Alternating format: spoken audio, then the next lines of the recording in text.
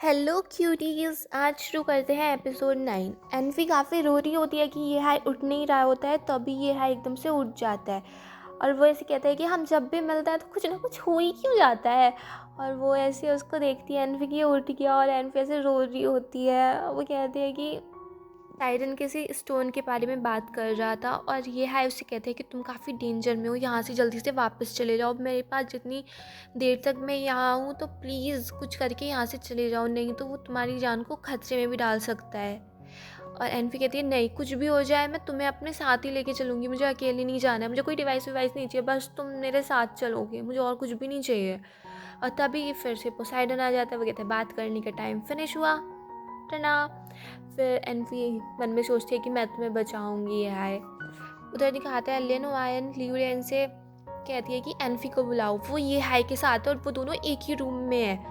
और वो कितनी क्लेवर है, यहाँ पे मोलियान के पीछे पड़ी रहती है, वहाँ ये हाई के। और वो ऐसे ऐसे बोल रही होती है, बैठ लियूरेन तो बेचारी चुपचाप थी, वैसे कुछ कहती नहीं है। और वहाँ पे मोलियांग भी बैठा था, वो ऐसे गुस्से में भड़क जाता है। वो कहते हैं कि हमने ये एनफी से कहा था वो ये हाई को ढूंढे और डिवाइस को रिलीज़ कराए।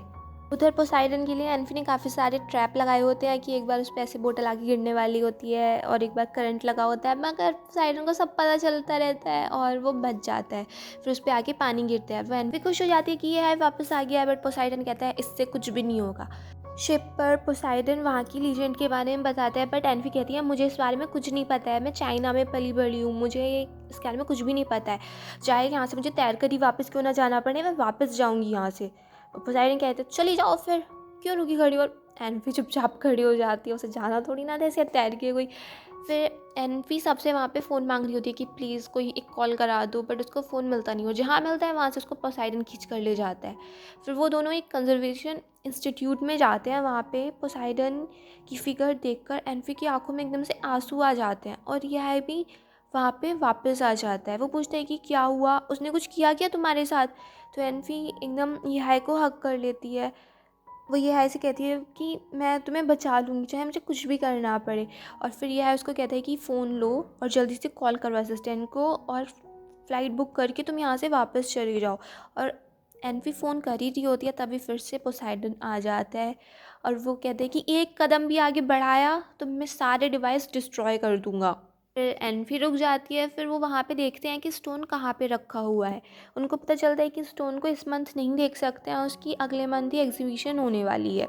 एनफी कहती भी है कि हम आज ही जाने वाले हैं और हम इतनी दूर से आए हैं तो प्लीज़ कुछ करिए, बट वो मना कर देता है कि नहीं, अगले मंथ देख सकते हैं। तभी वहाँ पे पोसाइडन कह देता है कि ये मेरा स्टोन है और मैं पोसाइडन हूँ, ये सब कुछ मेरा ही तो है। और एनफी कहती है ये थोड़े प्रोफेसर हैं, इसी टाइप वाले प्रोफेसर हैं, ये मैथ लीजेंड से कुछ चीज़ों से रिलेटेड प्रोफेसर हैं, जियोलॉजी से। और मतलब ये ज़्यादा ही वो घुस चुके हैं, तो आप इनकी बातों का बुरा मत मानिए, सिर्फ उनको वहाँ पे समझाती है। कि वहाँ पर उस जगह का मालिक आ जाता है और वो कहता है इंटरेस्टिंग, आपकी स्टोरी मुझे काफ़ी इंटरेस्टिंग लगी, आपको पोसाइडन के बारे में काफ़ी कुछ पता है। फिर वो पोसाइडन और एनफी को अपने साथ ले जाता है। वो वहाँ पे स्टोरी बताता है कि पोसाइडन की एम्फीट्राइट ने ये स्टोन चुरा लिया था और ट्राइडेंट पे लगाकर वो वहाँ से भाग गई थी और एक जगह रीफ में जाके छुप गई, जिससे किसी को पता ना चले कि वो कहाँ पे छुपी हुई है। बट पोसाइडन ने उसे ढूंढ लिया। वो कहाँ तक छुप पाती, पोसाइडन तो एक इतने ऑलमाइटी थे, उन्होंने उसको ढूंढ लिया। बट उन्होंने एम्फीट्राइट को पनिश नहीं किया और उसको गिफ्ट भी दिए, जिसे उसको आवाज़ दे दी, उसको लैंग्वेज का गिफ्ट दे दिया, उसको रेन का गिफ्ट दे दिया और फिर उसको प्रपोज भी कर दिया। बताता है कि एम्फीट्राइट को ये स्टोन बहुत ज़्यादा पसंद था, वो इसको हमेशा अपने साथ रखती थी, वो बैट भी लगाती थी कि पोसाइडन नेक्स्ट बैटल जीतेगा या नहीं। और जब वो सब कुछ छोड़ के चली गई तो वो स्टोन भी अपने साथ ले गई, और उसके बाद पोसाइडन कोई भी बैटल कभी भी नहीं जीता। मगर लोग कहते हैं कि वो सारी पावर्स उस स्टोन में थी, नहीं, बल्कि रियलिटी ये थी कि वो सारी पावर एम्फीट्राइट में थी। जब पोसाइडन की एक पूरे अच्छे जीने की वजह ही चली गई तो उसको कुछ फ़र्क ही नहीं पड़ा, उसके पास कुछ बचा ही नहीं, तो उसको जीतने की इच्छा भी ख़त्म हो गई।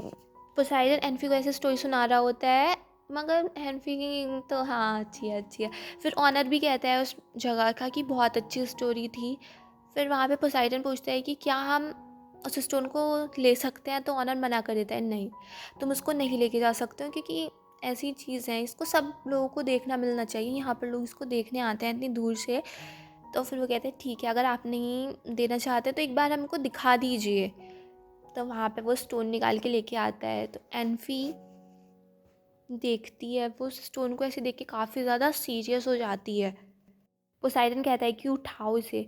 फिर जब एनफी उसको पकड़ती है तो ऐसे एकदम से स्टिल हो जाती है और ऐसा लगता है कि कुछ उसको याद आया, बट हमें उसे बताया नहीं जाता है कि उसे कुछ याद आया नहीं। फिर वो ऐसे सीरियस हो गई थी तो पोसाइडन पूछता है कि कुछ याद आया, कुछ हुआ। तो एनफी उसको हंसी मजाक करने लगती है। तो फिर वहाँ पे पोसाइडन गुस्सा होकर चला जाता है। फिर उसके एनफी उसको काफ़ी ढूंढती है और एनफी देखती है कि उसके पास रुपए वगैरह भी नहीं थे, तो वहाँ से जा भी नहीं सकती थी। तो फिर उसको वहीं जाना पड़ता है जहाँ पे पोसाइडन था पहले से। वो पोसाइडन से कहती है कि को कुछ भी नहीं हुआ, मैंने उस स्टोन को छुआ भी, मुझे कुछ याद नहीं आया, ना ही मैं तुम्हारी तरह बनी, अब ये हाय को यहाँ से जाने दो और चलो यहाँ से। और फिर वो काफ़ी गुस्सा हो जाता है पोसाइडन कि चुप रहो बिल्कुल। तो एनफी भी भड़क जाती है कि तुम अपनी स्टोरी को इतनी अच्छी फेयरी टेल वाली बता रहे हो, अगर सब कुछ इतना ही अच्छा था तो एम्फिट्राइट छोड़ के क्यों चली गई है? सबको ये क्यों बता रहे हो कि तुम उसको कितना प्यार करते थे? और रियलिटी तो ये है, सब लोग जानते हैं कि तुमने पूरे एथेंस शहर को बर्बाद कर दिया, अब तुमने पूरी सिटी नष्ट कर दी, इतने लोगों का खून बहा। और मेडुसा के साथ जो तुम्हारा एंटेंगलमेंट था उसका क्या? लोग पोसाइडन को सिर्फ इसीलिए जानते हैं कि वो कितना ब्रूटल था, कितना रूथलेस था, तो वो तुम्हारे पास वापस भी क्यों आए? और यही सब सुन के पोसाइडन एनफी का गला पकड़ लेता है। और एनफी तब भी कहती है कि सब एथेना को जानते हैं, मेड्यूसा को जानते हैं, बट एम्फिट्राइट को कोई भी नहीं जानता है। वो तो फिर वो तुम्हें पसंद ही क्यों करेगी? और फिर वो ऐसे उसको वो गला छोड़ देता है। फिर एनफी रोने लगती है कि बस मुझे ये हाय चाहिए, मुझे ये हाय चाहिए। और सभी दिखाते हैं कि ये हाय आ जाता है।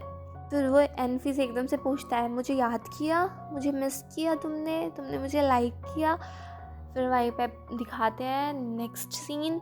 मॉर्निंग में एनफी और ये हाय एक साथ सो रहे होते हैं और जैसे एनफी उठती है वो देखती है मैं यहाँ इसके साथ सो रही हूँ, इससे बेड से नीचे गिर जाती है, उसे ऐसे शौक लगता है। तो पूछते क्या कर रहे थे तुम? तो ये हाय कहते हैं कि तुम ही तो कह रही थी रात भर तुम्हें ठंड लग रही है और तुमने ही तो मुझे अपने पास बुलाया था। ये सब सुन के एनफी काफ़ी एम्बेरस्ड फील करती है और वो वहाँ से ब्लैंकेट को भी अपने साथ घसीट के ले जाती है। फिर ये हाय लिनोवैन को फ़ोन करता है बट वो उठाती नहीं है। फिर जब उसका फ़ोन लगता है तो वो बताती है हाई फ्रिक्वेंसी सोनार का। तो ये हाई मना कर देता है कि हाई फ्रिक्वेंसी सोनार का जो भी यूज़ हो रहा है उसको स्टॉप करवाओ। तो लिनोवैन कहती है कि मैंने नहीं किया है, तो बोर्ड मेंबर्स ने डिसाइड किया है सब कुछ, और मैं अब तुम्हारे इसमें कुछ भी नहीं कर सकती, तुम वहीं मज़े करो ऐसे रूम में। और फिर वो फ़ोन काट देती है। फिर यह हाई अपने असिस्टेंट से पूछता है कि यार ये लिनोवैन को क्या हुआ? तो वो बताता है कि उसने आपको और एनफी को एक ही रूम में देख लिया था और वो बहुत ज़्यादा गुस्सा हो गई थी। फिर ये है अपने असिस्टेंट से कह देता है कि उस डिवाइस को रिलीज़ कर दो। उधर दिखाते हैं एनफी मैं एक मिथ के बारे में पढ़ रही होती है और वो ये है से कहती है कि 1 मिनट अपना फ़ोन देना, और यह उससे कह देता है कि मेरे फ़ोन में मोलियांग का नंबर नहीं है। एनफी काफ़ी शॉक्ड हो जाती है, वो कहती है मैंने ऐसा कब कहा? फिर दे देता है वो एनफी को फ़ोन और वो मोलियांग से बात कर लेती है। मोलियांग लियूलैन के घर पर डिनर पर जाता है और वो दोनों अपना पुराना टाइम याद करते हैं, अपनी फर्स्ट डेट, और ऐसे वो अपने पुराने टाइम को ऐसे रिमेंस कर रहे होते हैं। ग्रीस में ये है एनफी को घुमाने ले जाता है, उसको वो अपने मॉम डैड की सिमेट्री पे लेके जाता है।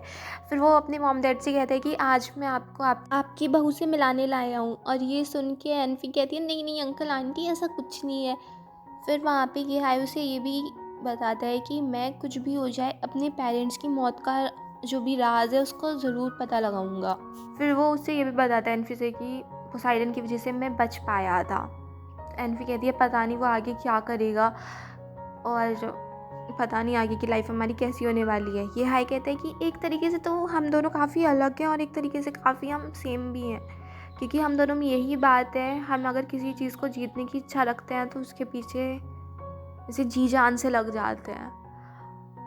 और फिर दिखाते हैं उधर मोलियांग का सीन। मोलियांग लियूलैन के रूम में कुछ देख लेता है और उसके ऐसे शॉक्ड फेस पर एपिसोड ख़त्म कर देते हैं। और अगर आपको ये पसंद आया हो तो प्लीज़ मेरे चैनल को सब्सक्राइब करें, वीडियो को लाइक करें, शेयर करें, and thank you so much. Bye bye, till next video.